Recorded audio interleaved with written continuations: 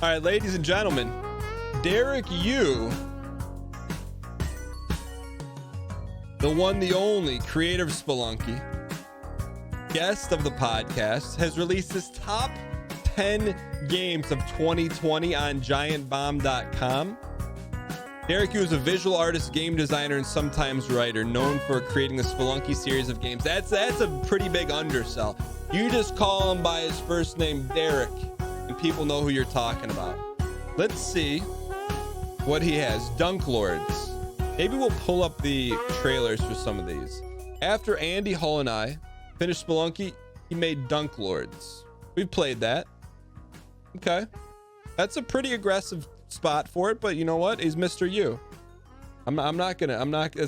You don't question Mr. Yu.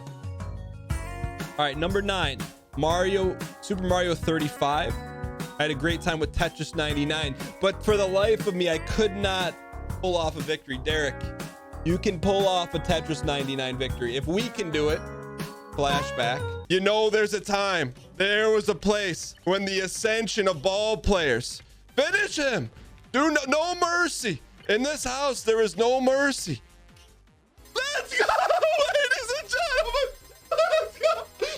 Ladies and gentlemen, they said it could not be done. The people came out from all parts of Skokie, Illinois. They said it could not happen. Years and years of training. You either quit or you get the W, ladies and gentlemen.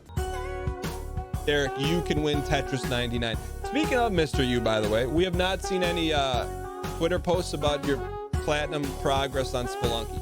It's a whole different place, though. Wow. Doom Eternal number 8. Like many, I was skeptical of Doom's reboot. I have to imagine that at some point Marty, Hugo, and the rest of the IT crew, their vision of Doom had a lot in common with the 90s coin-op arcade games. Wow. Doom Eternal.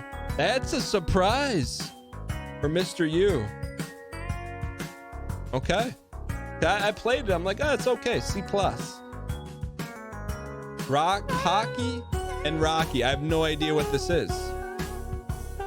Always thought it was a cool game. Characters are adorable. Pixel art is top notch. What is it?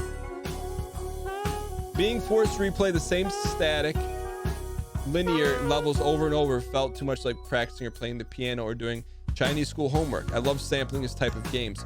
What is this game? It was the distaste for static levels that inspired me to make Spelunky. I give credit to Miyazaki for Soulsborne. I'll forget my own name before I forget to run down the Capra Demon. What is this game? And because I had the discipline to be a parent and ship the Spelunkies were transferable to beat games as well. Pocky and Rocky is strong in your mind because its Tango project has been working on it. What the heck is it? It's an oldie but a goodie. Let's check out a trailer for it here, shall we? Okay, this is Pocky and Rocky. Rocky the raccoon came running to Pocky's shrine. The Nepino goblins have lost their minds, he yelled. They're coming after me right now. Pocky and Rocky battle the Nepino goblins, only to find out that they're under the spell of another force. Who has cast the spell and is controlling the Nepino goblins? Find out with Pocky and Rocky from that soon. So it's an arcade game.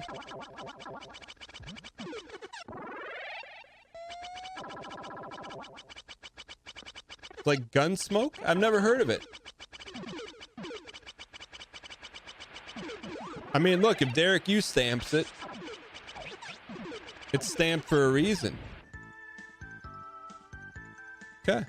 All right, Pocky and Rocky. Mr. Yu's number 8. Let's go ahead and see what his. Get the music back on here. Number 6, Dungeon Warfare 2. I'm always on the hunt for a mobile tower defense game to play when I need a break. It's one of my favorite bag of chips genres. Something to play when I'm too tired to engage with the story or my reflexes. Huh. This year I picked up Dragon Warfare 2. It might be my favorite one yet. Okay. Dragon Warfare games are terrifically freeform compared to most other games. I like that. For example, There are distinct levels, and the creeps are guided along paths, but a player is able to divert them with barricades. Let's Dungeon Warfare's 2 biggest addition is a Diablo-esque loot system where creeps randomly drop items. Random loot. Huh. Okay. Let's take a little look at a trailer of that. Dungeon Warfare 2. Mr. U loves picking those new games. This game's 2 years old. Here we go. Here's the Dungeon Warfare 2 trailer. Look at that dun.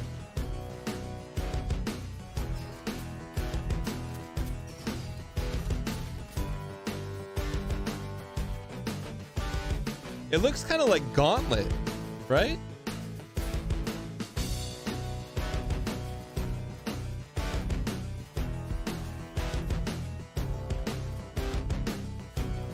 I feel like me and Mr. U have similar taste in games. This I wouldn't say this would be on the top of my stack, but if it's a mobile game, I'll give it a shot.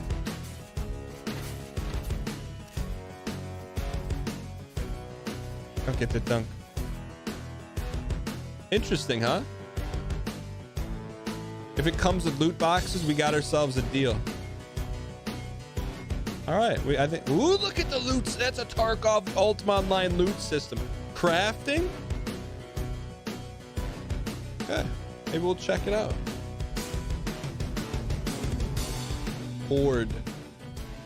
All right, that was Mr. U's pick number 6 game of the year. I hope he put Spelunky 2 as number 1. Do you think he would do that? All right, here we go. Mr. U's number 5 game. Streets of Rage 4.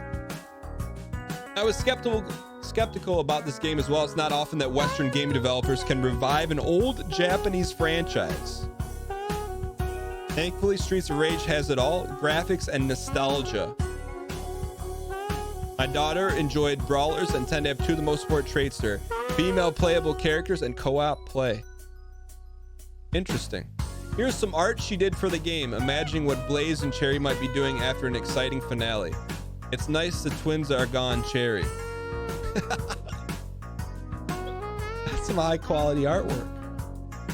All right, Mr. U's number 4, Hyrule Warriors Definitive Edition.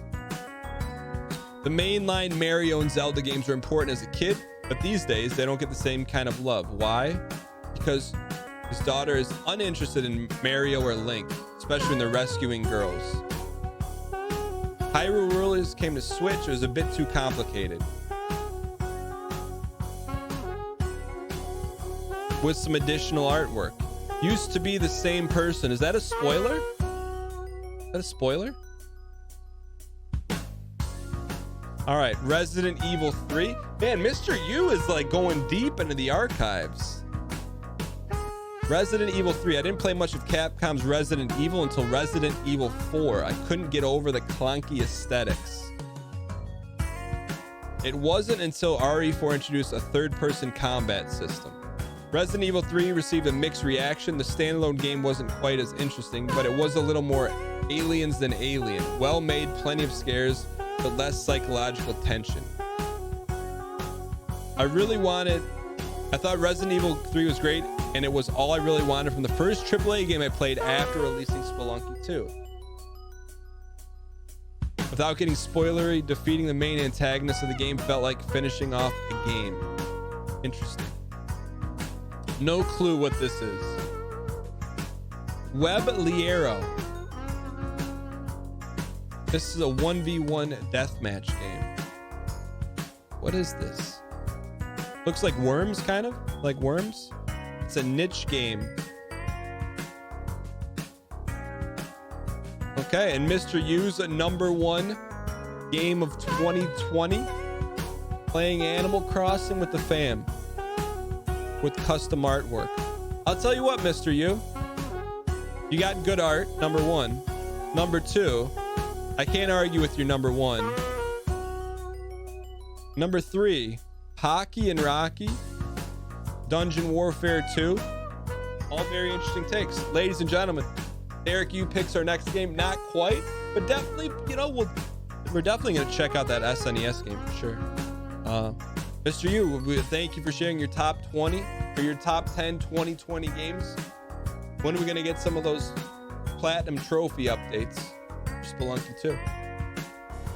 Want to catch up on the Dan Gheesling Show because you can't catch it live on Twitch? Then go to youtube.com/Dan Gheesling Plays. There you'll find every single one of our live shows cut up in an easily digestible episode for your viewing pleasure. Episodes are up within a couple days of the show, so you're never too far behind if you want to catch up and watch live. That's youtube.com/Dan Gheesling Plays to watch anything you might have missed on Twitch.